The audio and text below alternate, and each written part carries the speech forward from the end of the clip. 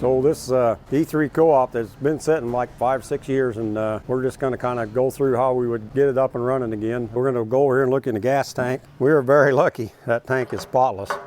It's also bone dry, which is probably why it's very, very clean. Now we're going to go over here and just make sure the tractor is free. So we're going to reach in here with a wrench, because it has a nice place to hold onto the pulley. Give her a little turn, and it's free. I think probably put the battery in first, and then we can crank it over and see if we have spark. Whenever you hook the battery up to ground, which this is positive ground, you just kind of rub the cable across there.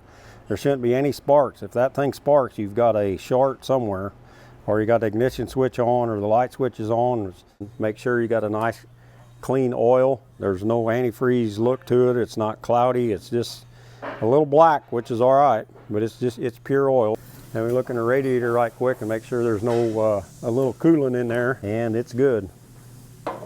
So that's good. So next thing we're gonna do is pull the wires off, and we're gonna get the plugs out now.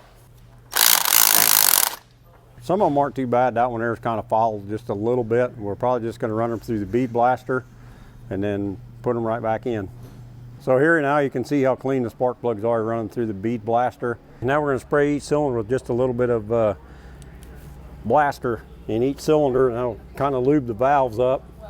Now we're just going to spin the motor over just a little bit to kind of spread that lubrication out a little bit. We're going to put the plugs back in and then check the points a little bit. It does have spark, but it could be a lot better. So we're going to put the plugs in and take the cap off. That cap is nice and dry. I think that'll be good. Now we're going to pop that rotor off and the dust cover. And we're going to look at the points for a second. Then you put your coil wire back up in your coil and you turn your switch on. Hold this to a good ground, and you can snap your points a little bit. Now if you crank that over, that should do that too.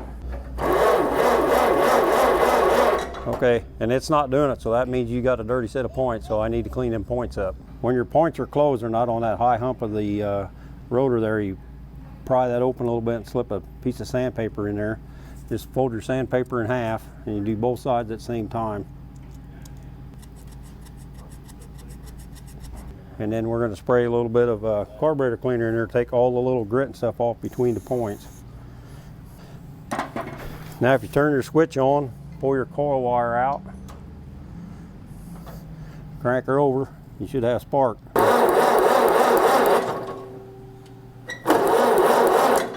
Yeah, I think we got her now. We'll put the covers on.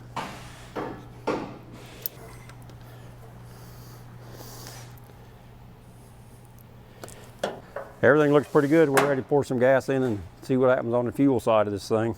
And then we're going to turn the gas on and see what happens.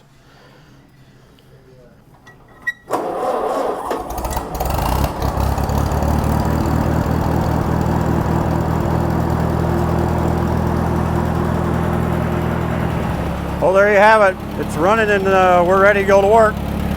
If you have questions or a topic you'd like to hear more about on Classic Tractor Fever's In the Shop, message it to us on Facebook or send us an email at info@classictractorstv.com, and we'll do our best to share some answers.